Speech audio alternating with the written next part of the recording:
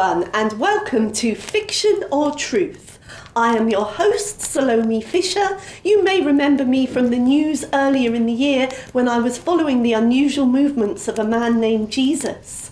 Well, since then, sadly, he has been killed, and his followers claim that he came back to life. I'm here to find out whether that is fiction or truth. And I'm interviewing ordinary people to see how it's impacted their life. And I have someone here with me today who's going to share his story. So, can you tell me how you first met Jesus? Well, I almost met Jesus on the day that he was born. It was a cold night, and I'm a shepherd. I was up on these hills looking after the sheep with a few other shepherds. And then suddenly, this angel appeared in the sky with a really, really bright light. Scared the life out of us, it did. And then the angel turned around and said, "Don't be afraid." Now, that's no good after he scared us to say, "Don't be afraid." We were terrified. But then he told us that an amazing thing had happened, that God's Son had been born down in the town of Bethlehem, and that we should go and see, and we'd find the baby in a manger. In a manger. That's where you put food for cows. That's not where you put a baby. Seemed ridiculous. And then suddenly, loads and loads of angels appeared up in the sky, and they started singing praises to God. And it was really, really loud and really amazing. And then suddenly they were gone. And all my friends, they said, "Let's go down and see what they've said about it, see if we can find this baby." And I thought to myself, well, I've been making a present for my mum's birthday, and I want to get that finished. And it was nice and warm round the fire, and dinner was nearly ready, and I wanted to eat that. So I said, "Oh, you go down and have a look, and I'll stay here and tend the fire and finish my mum's present." And so I didn't go.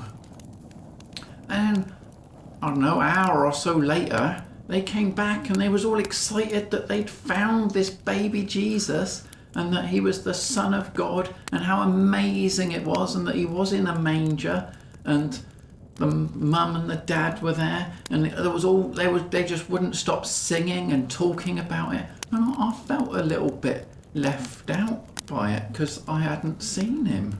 And I'd just been up here eating my dinner and keeping warm by the fire.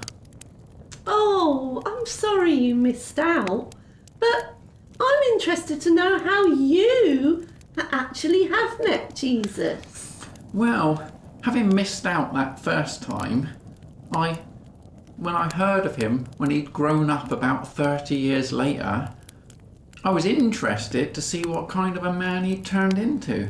So sometimes when there were crowds following along, I followed along and listened to him, and he spoke a lot of sense. He said some good stuff. Some of it was quite challenging.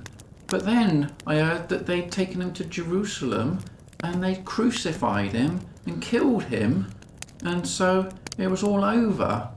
And then I started hearing people talking about saying that it wasn't all over, that he'd come back to life, and he'd said that he was going to, and that he actually had, and people saw him, and they started telling other people, and people started becoming followers. And I also became a follower of his, because I realised from listening to some of the people teaching that he'd come here on that first night. The reason that he'd come here as a baby was so that he could grow up, become a man, and die as the Son of God and as a man, so that he could forgive all the wrongdoing that I do, all the wrongdoing that you do, all the wrongdoing everybody does. You just have to believe and trust in him and ask him to forgive your sins. Then you can become a follower of his. So when you get a chance, you shouldn't put it off till later like I did. You should go and meet Jesus and get your sins forgiven straight away, not get distracted by dinner and presents and keeping warm, which often happens at Christmas. You need to go and grasp it with both hands now and you can become a follower of Jesus like I am. Oh, wow. Well, thank you for sharing your story. And I have to say that it does match up with other people I've been interviewing. So, viewers, Salomé Fisher asking you, do you think this following of Jesus that you've heard about and how he can forgive sins, do you believe that that is based on fiction or truth? Bye for now.